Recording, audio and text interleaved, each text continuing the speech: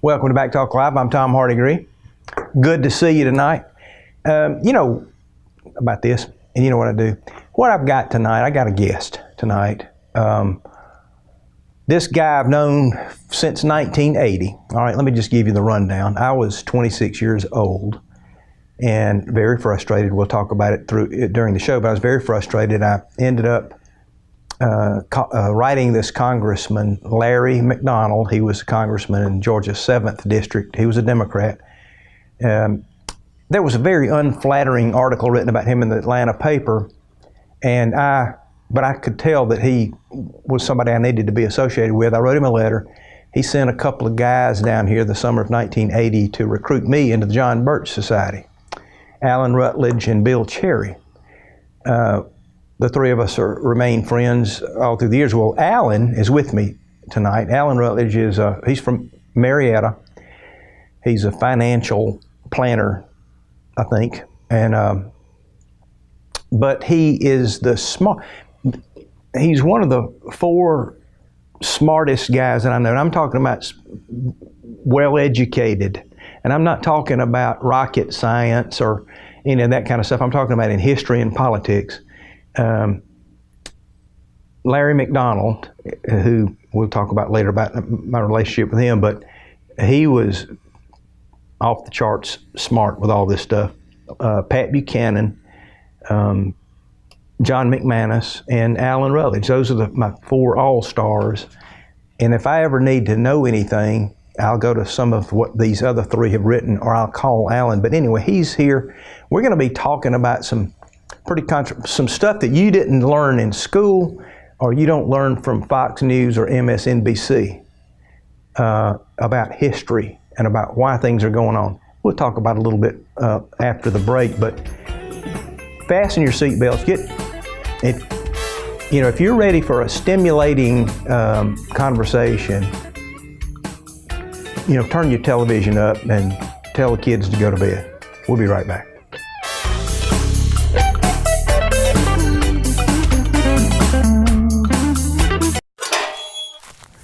Hey, Lee, what you doing? My air's quit working. I'm going to call McGee Heating and Air.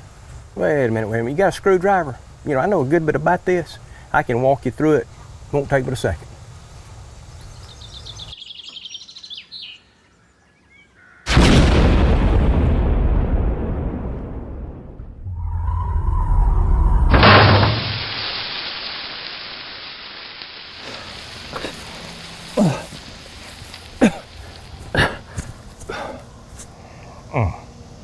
Should have called McGee Heating and Air.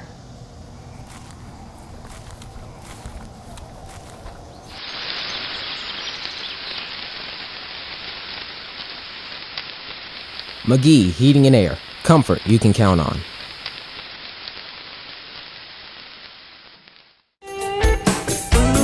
Alan Rutledge, glad you're here. Thank you, Tom. Thank you for the flattering introduction. Well, it's just the way it is. I know some smart doctors and things like that, but you are so well read, and I was just lucky to get to meet you and Bill, and because all of this information, like I said, you don't get this in school. Alan, with me, I was always so frustrated as a young guy because I knew that the country was moving further and further and further away from where the founding fathers had us start out. Mm-hmm. And I just could not figure out why it was that everything went against America. In the old days, we used to call it internationalism. We were moving towards internationalism. Then we started calling it, Globalism. Globalism. Mm-hmm. And anyway, they call it the deep state now, a lot of these things. But you told me this one a long time ago. You said, Tom, either all of these decisions that they make, they're making, all of the results of the decisions are either accidental or they're intentional. All of these bad decisions. And almost everything was a bad decision. And you said if they're accidental, they need to be kicked out of office because they're incompetent. If it's intentional, they need to be put in prison. And that's the way it is. Well, to put it another way, Martin Dies, who was a congressman back in the 50s and 40s, he had the Dies Select Committee basically to investigate communists in our government, was asking James Forrestal one time. He said he had looked at the map of Europe after World War II, and he said, Forrestal was Secretary of the Navy at that time, and he said, Jim, he says, you know, we went to war to defend the territorial integrity of Poland and these little countries that were invaded by Hitler, and we ended up at the end of the war with all these countries occupied by the Soviet Union. He said, are the people in our State Department stupid? Are they that stupid? And Forrestal looked at him and he said, Martin, he said, consistency has never been the sign of stupidity. If they were stupid, they might occasionally make a mistake in our favor. And he was stating really the subject that I want to get into tonight, which is the subject of the possibility of conspiracy. And I don't think it's a possibility, I think it's a reality. Even FDR himself said if things happen in politics, it's because somebody wanted them to happen. Mm-hmm. And I think it's a reasonable supposition to make about any political things. So that's what I think. If people don't think, people think of a conspiracy advocate or a conspiracy theorist as some guy with a little tinfoil hat on there, and you know, and but the truth is, many of these events that have occurred in history are the result of a coordinated effort, either on the part of high people within our own government, in conjunction with the communists themselves, or the communists themselves. And that's my reading in the last 40 or 50 years of digging into this has all led me to that conclusion. And I was the opposite of you. I attended a meeting at my father's house. My dad was a Emory surgeon, you know, and he had a Dr. McDonald, who was before he was in Congress over there, talking on public education one night. And I got into a big argument with him in college, and he pretty much schooled me to the point where I had my tail between my legs and walked in the kitchen pouting about the scolding that I just took in front of 44 people in my dad's house. And Dad came down there and calmed me down. And he said, hey, your problem is you just need to read something. You need to read something.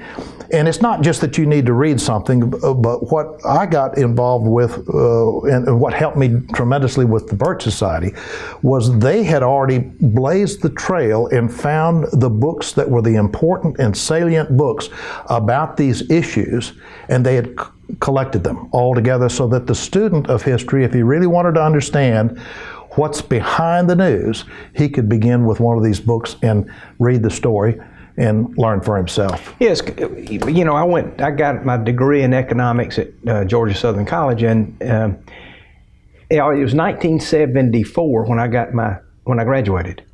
I believe it was about 75 or 76 when Milton Friedman got the Nobel Prize for Economics. Mm-hmm. Alan, I never heard of Milton Friedman when I was in college. Mm-hmm. Never heard of him. Now, how is that when you have all of these professors, these economic professors, don't even bring this guy up who is the newest and brightest star in that line of work? Likewise, I got a master's degree in finance, and all we heard a little bit about Milton Friedman by that time, but all the basic things that were taught to us were Keynesian economics from John Maynard Keynes. Yeah. And that was us, you know. Yes. And when I got out of college, I started reading some. I read Henry Hazlitt and I don't know, a couple of, I can't remember. I read them, and things began to clear up. It's really, economics is fairly simple. Mm-hmm. But what happened, folks, when Alan and Bill Cherry came to recruit me into the John Birch Society, they took my check, small amount, and gave me a box of books to read. I read them, and I tell you, it cleared up for me. It cleared up what had been going on. There is one guy that I want you to talk about. That book, The Fight for America, was written by Senator Joe McCarthy. Now, whenever you hear the term McCarthyism or McCarthy out there, the automatic assumption that we all make, or the automatic reaction, is that this was a guy who persecuted some innocent people for things that they didn't do wrong, and he was a communist hunter who looked under every tree and behind every bush for a communist, and they weren't any there. Yeah. Okay. Well, that's what, if you dig into it a little bit, that's what you think. But most people, when you hear McCarthy, you hear McCarthyism, and you hear witch hunt. That's what most people know about McCarthy. They don't know his first name, but they know the ism. Yes. And they know the witch hunt. And what that's designed to do is to shut down the debate. Yeah. It's designed to discourage anyone from ever reading anything by Joe McCarthy. And I can tell you and your audience that the things that are in this book are powerful. And not only that, but they justify all the charges that he made. This is why people didn't want people to read this book. He wrote this book, The Fight for America, which goes into the background of the people that he called into question, people like Owen Lattimore in China. Owen Lattimore, very interesting guy who recognized as a Soviet agent later, but not during the time that he was shaping some of our policy in China. Lattimore reviewed all these books on China, and the New York Times gave him great sway. He was able to review the books on that in fact, in a period of about 10 years, when China was at war with itself, with the communists, and trying to fight the war against Japan too. These books, there were about 30 books that were available on China. 21 of them were pro-communist. They were pro-Mao Zedong and Chu Te and all the people that were fomenting the revolution against Chiang Kai-shek. There was only 7 books that were promoted, that were available, let's say, that were anti-communists. And guess who got to review all the anti-communist books? All the pro-communist writers. They would write reviews. People like Mark Gain, Agnes Smedley, Edgar Snow, and of course, Owen Lattimore. Lattimore was probably one of the most damaging people involved with all that, because he did the reviews, and these books were basically then read by policymakers in Washington, as well as college professors, as well as anybody who was a student on China. And so as a result, we were led to believe that Mao Zedong was not a communist dictator, that he was going to murder 70 million people, which he did in China. We were led to believe that Mao Zedong was an agrarian reformer. He was just like Abraham Lincoln. Oh, yeah. You know. That's what we always heard. That's right. Agrarian reformer. Agrarian reformer. And the enemy of the Chinese communists and supposedly the Chinese people were the landowners. That was what he wanted to do. That's what this agrarian reform was all about, is confiscating the property of the landlords and redistributing it. And so the revolution that ensued, many people were liquidated in that in order to build that new society of communism in China. And worse than that, the policy-making decisions that were made during World War II all came from some conferences. These conferences were very important.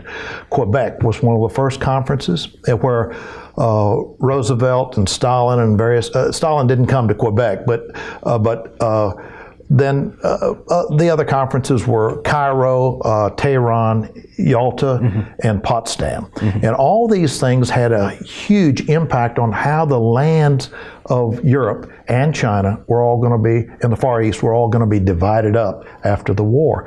And much of what we did, for example, at the Yalta Conference, was to agree to give the Chinese communists, and through the Russians at least, control over large land masses in Asia. We gave them Sakhalin Island, Karelian Isthmus in Finland. We gave them the warm water ports of Dairen and Port Arthur. We gave them the Manchurian Railroad, outer Mongolia. All this, and why? Because we had to, George Marshall dragged Russia into the war 6 days before it was over. 6 days before it was over. The war was already over. It was over.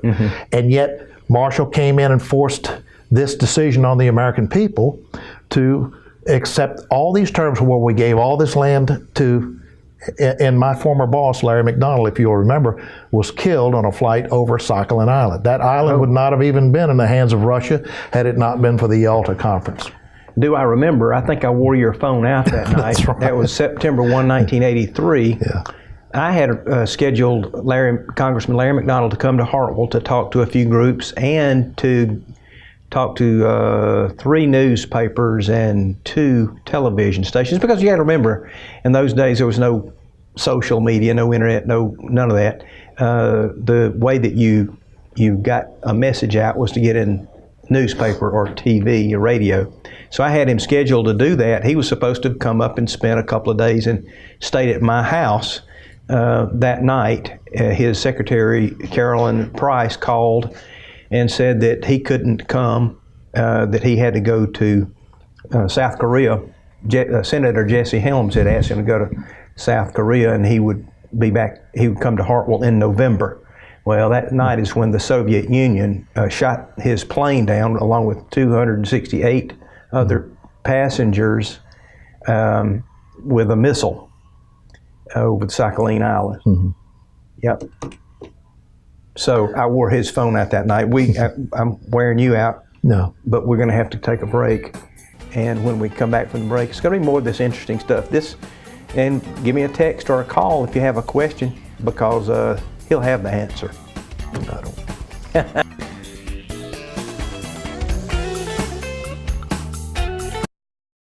Leroy, I'm about to sell this house. I need you to check something out for me. I need you to get under there and see if there's any moisture in the insulation or the wood bracing or anything like that. Why can't you do it? Well, I tell you, my back has been giving me a little trouble lately. Is it safe? Of course it's safe. Are you sure? The last time I listened to you, I fell off a ladder. Get on under there, Leroy.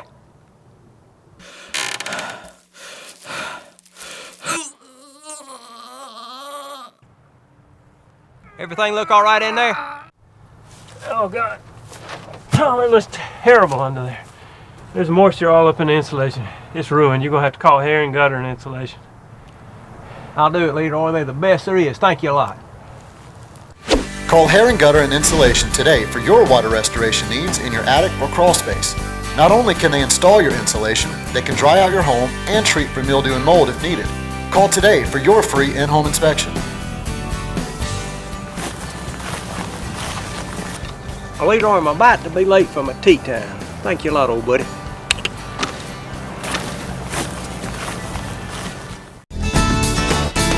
Hi, folks. We're at the Dairy Queen of Hartwell to give breakfast eaters a voice.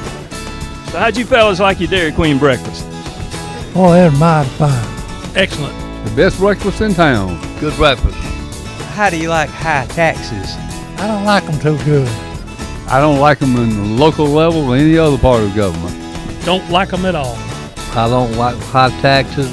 4 out of 4 breakfast eaters choose Dairy Queen food over high taxes. And Ray, how do you like Backtalk Live? Backtalk Live? I know what to do. Welcome back to Backtalk Live. I'm Tom Hardigree. This is Alan Rutledge. We're going to do our best to tell you some stuff. Now look, he's going to tell you stuff. I'm going to ask a few questions. You know, people that don't know much or don't want to know much will oftentimes, you know, make fun of people like me by saying, oh, you see a communist behind every bush, you know, you're just a conspiracy theorist. I don't see a communist behind every bush, but I am a conspiracy guy. But the thing about communism is, we used to talk about it a lot when I was a kid. You heard about it a lot in schools. I don't think you do it much anymore, but tell me a little bit about the beginnings of that and where does it stand in our society today? Well, a good question, Tom. And the visible beginnings of communism began with when Karl Marx and Friedrich Engels wrote the Communist Manifesto. Mm-hmm. This is in 1848 or 1850 in England, where they resided. And in this book, it was sort of a blueprint. First of all, Marx and them hated religion. and they wanted to destroy. They said religion is the opiate of the people, and they wanted to destroy religion, and they wanted to replace it with a total philosophy of materialism. So they call this philosophy dialectical materialism, which means matter in conflict is all it means. And they thought it was scientific, and many good scientists will show you that it's not. But nevertheless, Marx and them formulated 10 planks. And they said, if you do these 10 planks in any given country, you will have communism. And so let's take a look at a couple of those planks, and then let's relate that to the United States a few years after. Again, this is about the time of our Civil War when this pamphlet was written. And of course, plank number 1 was abolition of property in lands and application of all rents of land to public purposes. So they wanted to abolish private property. Okay.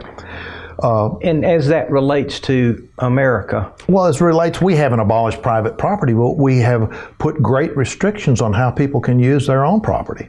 There are laws that affect who you can hire, what you can do, labor laws. There are many other things that, if you have a business that puts effluents into a river, the EPA is going to come down and regulate you and control it. We still have the concept of private property, but it's severely restricted by a lot of the government regulations and various other things that affect us. And a lot of those regulations are good. We would all agree that a lot of the regulations are good. But a lot of them aren't. A lot of them, tell you, for example, in your, if you have a company, if a manufacturing company, I'm a little bit familiar with this. If you own a manufacturing, it's yours. You built it with your money and your efforts. You built it, and the government comes along and tells you, well, you got to do this and you got to do that. A lot of the general public, Alan, today thinks that's a good thing because business people are evil and they don't know anything about. They're not good stewards, and all the rest. And so they think it's good that the government comes into your business and forces you to do things. Well, a lot of that is propaganda that basically has been promoted by all these agents of change who are the communists and socialists who plant that idea that business is evil. Let's go to the second plank here, a heavy progressive or graduated income tax. Now keep in mind, this was advocated in 1850, and guess what? In 1913, we passed a thing called the graduated income tax in the United States. Here's another one, centralization of credit in the hands of the state by means of a national bank with state capital and an exclusive monopoly. Okay? And when did we do that? That's called the Federal Reserve Bank. Yeah. That's our central bank, and we did that in 1913 also. Yeah. 3 things happened in 1913 that fundamentally changed our country, and one was the passage of the graduated income tax, and it was passed very innocuously as a one-page form to fill out. Can you imagine filling out a one-page tax form? I've seen a picture of it. Yeah, and then government wants to go back to that. It says, how much did you make last year? Send it in, and but literally the progressive graduated income tax is what made Ronald Reagan switch parties from Democrat to Republican. Because he made a big movie and got back in the 40s and 50s, our top bracket in the graduated income tax was 90%. People forget that. Is that right? 90%, yes. And it's come back down ever since. But still, the government changes the lever, and whenever they need money or they need revenue, and the whole concept was unconstitutional. It went against the concept of a head tax, which we were not supposed to have in this country. Part of the Constitution. Centralization of credit in the hands of the state. Why would we want to give a central bank a monopoly over interest rates? If you stop and think about it, interest rates should be decided in the marketplace competitively by supply and demand. Yep. Let's go on to plank number 2. Well, you mentioned the 3 things done in 1913. You mentioned the Federal Reserve and income tax. Income tax. The third one. Well, this was not part of the Communist Manifesto, but it was a part of the change in our country away from a constitutional republic to a democracy, and that was the direct election of U.S. senators. In the old days, before 1913, your state legislatures appointed the 2 senators from your state. And that was in line with the concept of federalism. That, in other words, that the states would have certain rights. And the other thing is this, if your representative here locally in Hartwell didn't approve of the senator that you thought was the right, you could a lot easier get rid of that guy here locally than you can that U.S. senator. It's very hard to replace a U.S. senator if you're at odds with him. Yeah. You know, some of these guys go on with their careers forever, you know. Right. And so that direct election of U.S. senators was a democratization, but our country was founded as a republic, not as a democracy. And our founding fathers were dead set against democracy because they knew it was a transition state from a republic to a socialist system. Yep. So, and then one that even went before 1913, free education for all children in public schools. Now, why do you think they wanted children to be educated in public schools? Well, is it because we really love our children so much we want them to have a fine education? Take a look at some of the schools today and what's happening. The reading levels are going down. You know, it's to create the citizen for the socialist state. That's what it's for. Yeah. It's for the indoctrination of citizens. And you know, there's so many parents that would like to opt out of the government school system in favor of a private school system, but they can't because they can't afford it. They're having to pay the money to the government schools, and they can't afford to send the kids to a private school. You have to pay twice. Yep. You have to pay twice. So much, what I'm pointing out here is that much of what happened that was recommended by Karl Marx happened in our own country in 1913 before communism ever was established as a country. The first country it was ever established in was Soviet Russia, and that was 1917, 4 years after we voluntarily adopted these programs of the communists. So that ought to point out to people that there's something behind the communists that maybe even a little higher in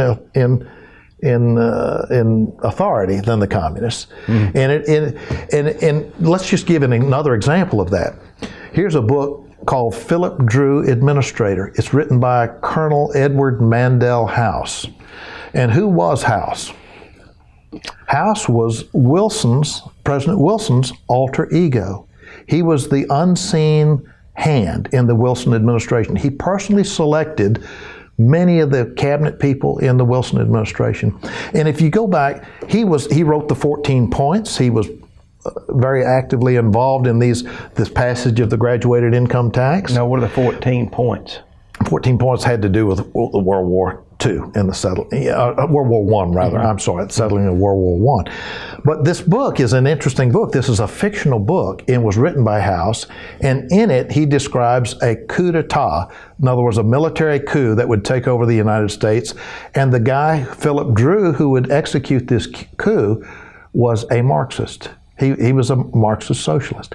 And it's called Philip Drew Administrator, the administrative state, rather than our elected concept of government. In other words, there's your first beginnings of the deep state right there, where you have this administrative state and a military coup or somebody who wants something outside of the way our government's supposed to work. And this guy was an important person, very important person in the Wilson administration. Wilson called him my alter ego, my other self. He says, if you want to know what I think, ask Colonel House. House traveled all over Europe for him as an unofficial delegate to many of these countries and to many of the people that Wilson tried to formulate policy with.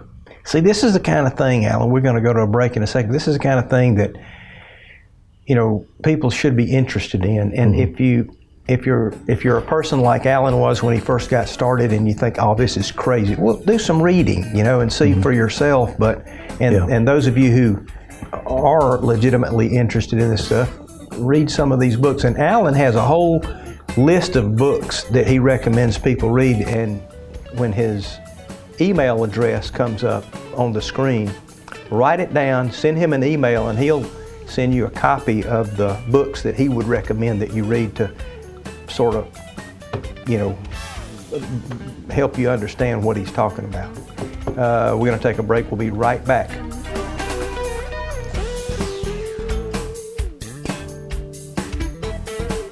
Tom, I can't wait to see Gina's new store.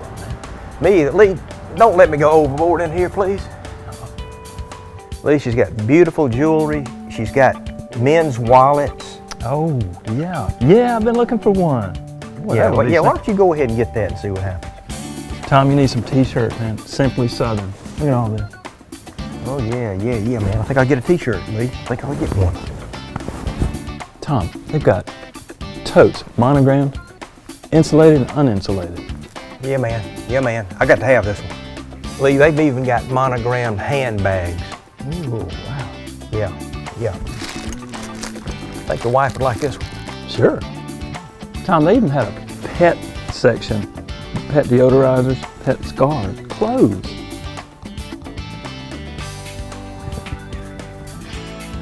Leroy, they got strutting cotton, turn rows, and southern sipping t-shirts. Well, thank you, Leroy. Tom, she's got a line of Bible covers, Bibles, Christian books, even books for kids. And my favorite, the King James Version. That's the one that Moses read. Leroy, they got this spirit wear, Hart County stuff, Georgia Bulldogs, some Clemson stuff, and they got these neat towels. For all of your gift-giving needs, visit G's Southern Traditions, located at 36 North Forest Avenue in downtown Hartwell. And we can monogram almost anything. Well, looks like you did go a little crazy, didn't you? Frankly, my friend, I don't give a. The Hartwell Housing Authority features decent, safe, and sanitary housing for low-income families. Each of the 7 apartment complexes are located in the Hartwell city limits and feature 24-hour maintenance, landscaping, as well as 24-hour surveillance. You can choose apartments from 1 bedroom all the way up to 4 bedrooms. All apartments are periodically renovated and stoves and refrigerators are furnished. Gas, water, sewage, and garbage pickup are also included. The Hartwell Housing Authority. Applications may be picked up daily. The unique thing about HTC is the fact that we get to live in the community that we serve. Not only do we see you on a daily basis when you come in to add new services or to pay your bill, but we see you at the grocery store. We go to church with you. Our kids go to school with your kids. Our family is your family. And it's that dynamic that really provides a special opportunity for us to interface with you on a level that our competitors simply can't provide. We are your family and your friends, and we're committed to serving this great community. Hey, welcome back to Backtalk Live. Tom Hardigree and Alan Rutledge, my co-host for tonight. Thanks again for coming. Sure, but glad to be here. Before I read a text message that I just got, I wanted to announce something that is very important. The Hart County Republican Party next Thursday at 7 o'clock, it's February 7th at 7 o'clock at the Adult Learning Center at the library, is going to have a fellow D.A. King. He's an immigration expert. I've heard him a couple of times. He's really good. He's been on, CNN, Fox News, and he's the founder of this outfit called the Dustin Inman Society. He's been at this a long time. I think I first met him probably in the early 2000s, and he's been at it a long time. He will be there at 7 o'clock next Thursday night.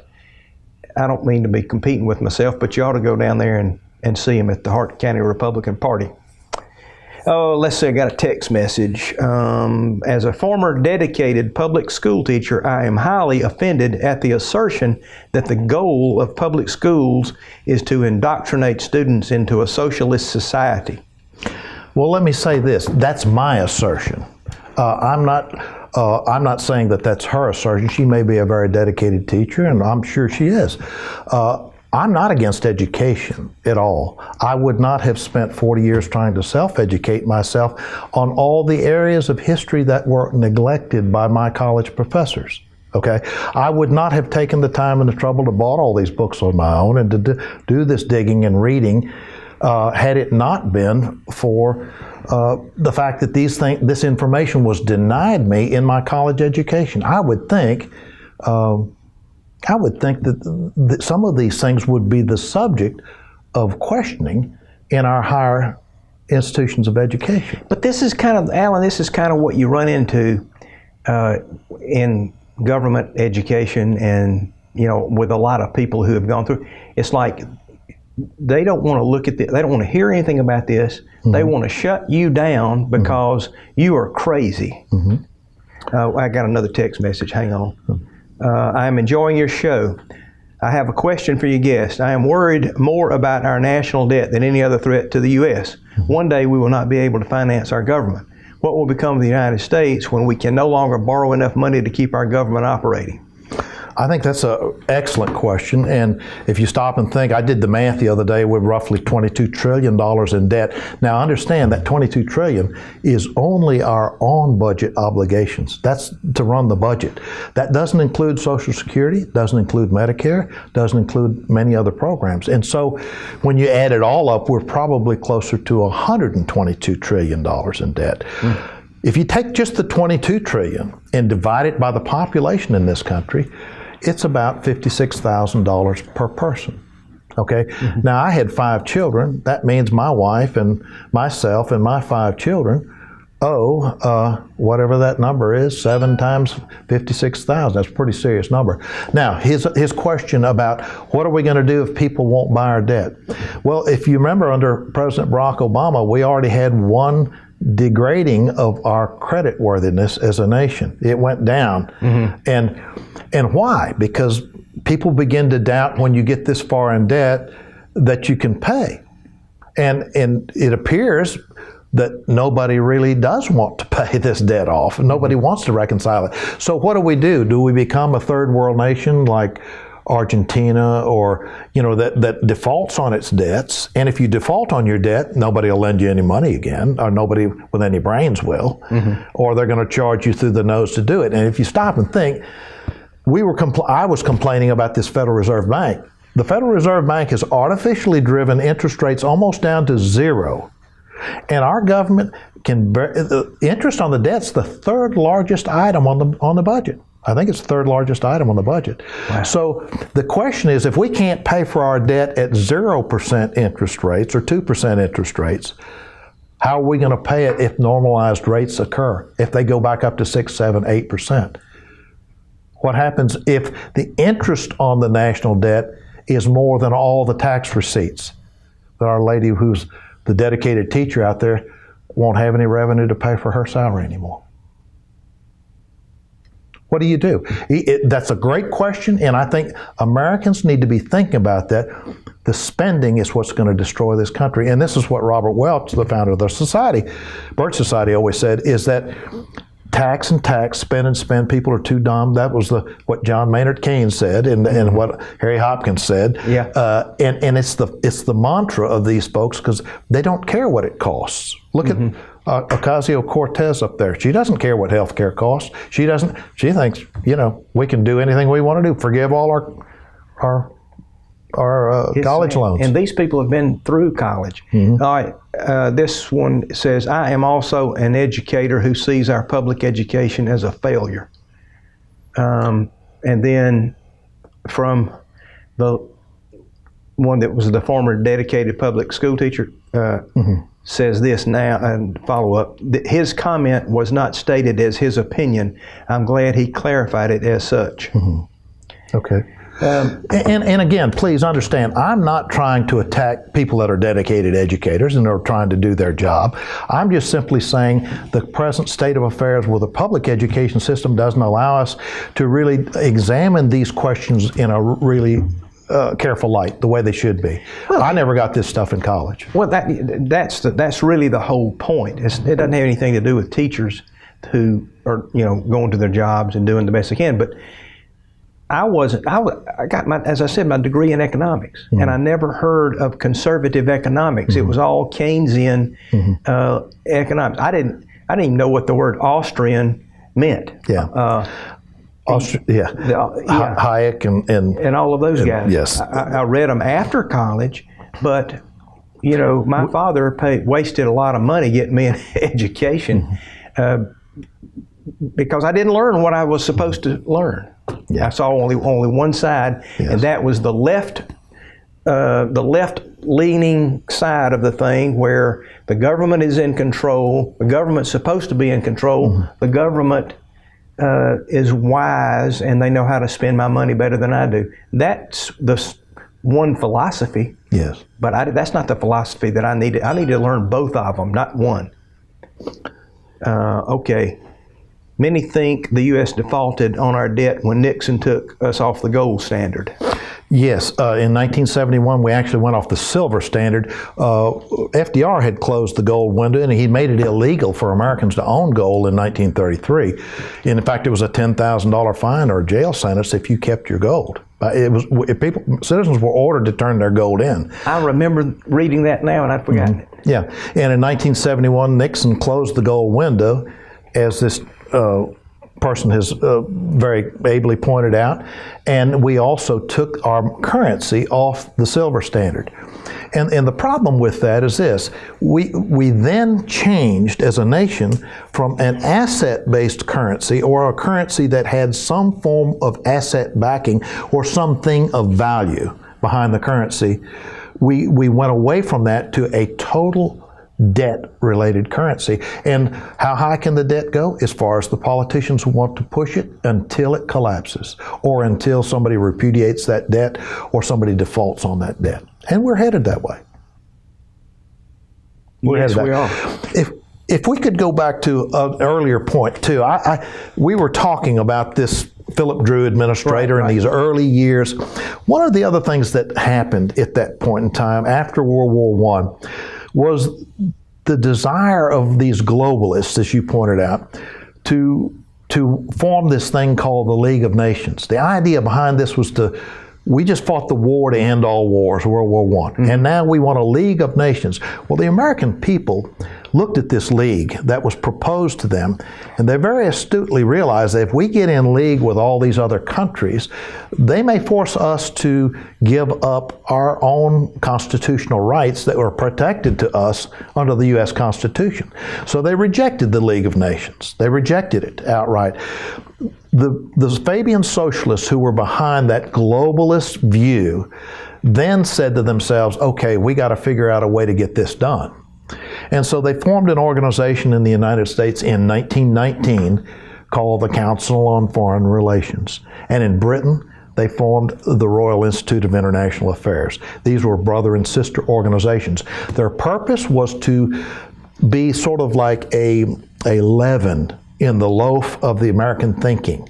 In other words, it's very much like the Frankfurt School in Germany at the end of World War II, or the beginning of World War II. The Frankfurt School was a Marxist. It was called the Frankfurt School for Social Research. It was a Marxist, socialist-oriented school. Many of the American psychologists that I studied in college were members of this thing. And what they did was they realized that the only way that we're going to transform America is through what they called the long march through the institutions. Meaning, if we want to change the school system, we've got to get people in there of like mind who are Marxists and socialists. And again, I don't want to imply in any way that anybody who's still a teacher is that. I'm not saying that's the case, but there is plenty of that thought that exists in the colleges. I had a college professor who told us he was a Marxist communist. He was proud of it. And I've spoken before colleges that had Marxist professors that are pushing a lot of this Marxism on the students.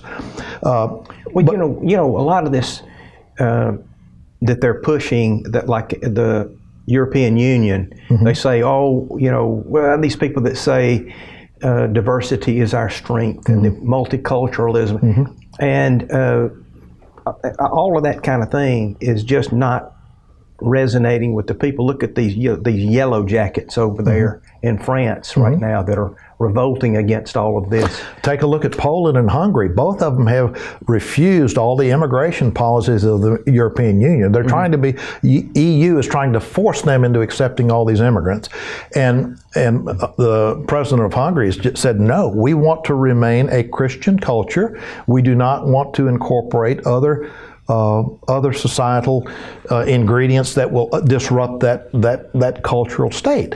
And as nation states, they have the right to do that. We even agreed to all that when we had this United Nations, that we would never interfere with the territorial integrity of a small nation. We would never go in and push our will on other people. We kind of have. We kind of have, yeah. But this is what you're seeing is countries like Poland who's doing this. We're seeing Britain do it with the Brexit.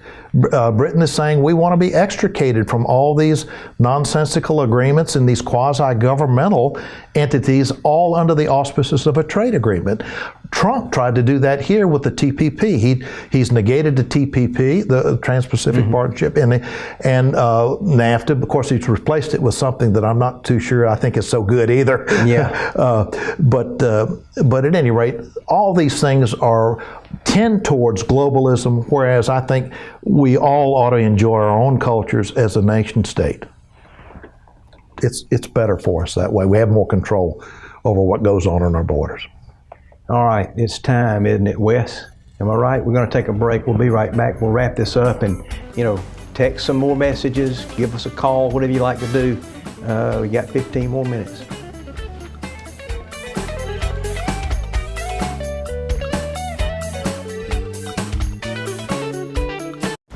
On the Trane test range, you learn what makes our heating and cooling systems so reliable.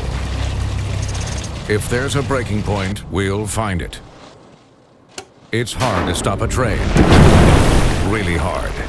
Remember, McGee Heating and Air. Comfort you can count on. It's hard to stop a train. Protect yourself or your loved ones with a personal emergency response system from HTC. Knowing that your loved one can quickly reach help will give everyone more peace of mind. For just $5.99 a month, you can lease the equipment and 24-hour monitoring costs just $19.99. The personal home safety system includes a wristband or pendant and two-way voice for instant emergency access. Live independently with a personal emergency response system from HTC. Technology you need, people you can trust. We're not trying to prove anything. We're trying to prove it themselves. Welcome back to Backtalk Live. I'm Tom Hardigree, and this is Alan Rutledge. I wanted to remind you that I am in the real estate business, and I've been telling y'all that I need some listings, and I got one as a result, but I need some more. I really need some lake houses, to be honest with you. If you ever want to sell your house, now's the time to do it. If you have it priced right, and there's nothing seriously wrong with your house, it'll sell right now. And you know what? You can give me a call and we can talk about it. We can just chew the fat. I can tell you some things. If you already have an agent, I can't talk to you about it. But if you don't have an agent, give me a call and we can just talk about real estate and go over some things. So anyway, Alan, we have gotten some good responses. I've been getting some messages, good show, and that kind of thing. And I know that we got under the skin of at least one teacher and probably more, that we're not saying that we're not saying education is a bad thing. We're saying education is a good thing. We vitally need it. The key to understanding anything is education. But what we're really doing is promoting education. We're trying to say, get educated on this stuff if you're not already. And I understand you're probably not already. How would you know? Let's face it, we get most of our education from the schools and from TV. And how would if your children go to the government schools, and I'm not saying that there's anything wrong with that. We got some great teachers. I'm not saying that. But if they go there and they learn what is being taught, which is not this, and then they go home after school and you put them down in front of the television set, what do you expect? They're not gonna learn about all of these things, about the Constitution, or any of this stuff. So please send Alan an email and get a list of these books and start getting an education on this. What can it hurt? How can it hurt you to know this stuff? That's sort of the whole point. All of these books and things can be available to anybody through various booksellers or on Amazon or various other places. And the truth is, I didn't come with the idea that I was going to convince anybody of the total from beginning to the end that a conspiracy exists. I'm trying to get people troubled with a few facts about these things that have happened historically to cause them to want to say, well, maybe that does deserve a second look, but where do I start? Where do I get some information to start? And I would be happy to send the book list. I don't need to know your name or anything. Just send me an email address and I'll send you my book list. And then you can look on various sources that you want to for these materials. But I think the important thing is to start with ones that are critical books that really give you an understanding of the important things that have made this change in our country. We're a long ways from the constitutional republic that George Washington and Thomas Jefferson started for us. You know, Shadows of Power by James Perloff is a great book. Yes. That's available through the John Birch Society, and probably you can find them on eBay used. But that's a really good book, a good place to, I think, maybe start. I think it's a great book, too. Another one, Gary Allen's old book, None Dare Call It Conspiracy, is a good book, too. I love this book right here, While You Slept, by John T. Flynn. I think John T. Flynn wrote some of the most insightful books about Franklin Roosevelt. He wrote the FDR myth. He wrote, or the Roosevelt myth, I think, I'm not sure which. He wrote The Road Ahead, which talked about the infiltration of our whole society with the churches, with schools, with political apparatus and by the left, and what that was designed to do to change our country into what we've actually become since he wrote that book. And these are the things that helped me to understand when I was a young fellow why it was that things seemed to go wrong for the country. I didn't know much, I still don't, but I knew that things were not going the way that they should go. Freedom was not expanding, but government power was expanding. And that was not good. Taxes were, and people naturally, because of years of education and what, I guess maybe even human nature, that somebody needs to be in control of us. And that we as a society need to have somebody to manage the money, to manage the laws, to manage everything we do. And that is not the idea that America was built on. It was built on the only way that you can have this freedom is if you exercise a moral component of your own. In other words, you have to show a moral restraint in your own life in order to be able to enjoy the freedom. And so the two go hand in hand. We want that freedom. Everybody who wants the freedom realizes we need to have a moral component of restraint. Can't remember which one of the founders said it, but I've got a quote where they said that the Constitution is written for a moral society, and without it, it won't work. It may have been, Alexis de Tocqueville. It may have been. Who came and saw America, and he said, excuse me, I got a frog in my throat. He said, America's a great country, and America will always be great as long as Americans are good. Yep. Well, so that's, and the wheel ran off. America has, sort of lost. I mean, now we have governors saying that, you can abort babies after they're born. And I hear people say, well, oh, those terrible, evil governors. Well, look, they may be terrible and evil, but somebody elected these folks. That's what we have to be looking at. You can't have a civilized country without, if you don't have a civilized people with morals. That's just a requirement. And I've got a text here. If you research the standards that are taught by going on the Georgia Department of Education website, you will see what is actually taught in public schools. Granted, schools don't teach opinion or try to indoctrinate students, but teach facts. Well, not really. No. I beg to differ with that. No. The problem. Look, the problem with your argument to people like me is I've been in government school. I was in government schools for 16 years. I already know what goes on there. I know what's taught. I didn't take courses that were milquetoast courses. Economics was my major. And I'm telling you, I never heard of any conservative point of view in economics when I was in college. The problem is morality is subjective these days. Government dedicated to remove the only standard against which evil can be measured.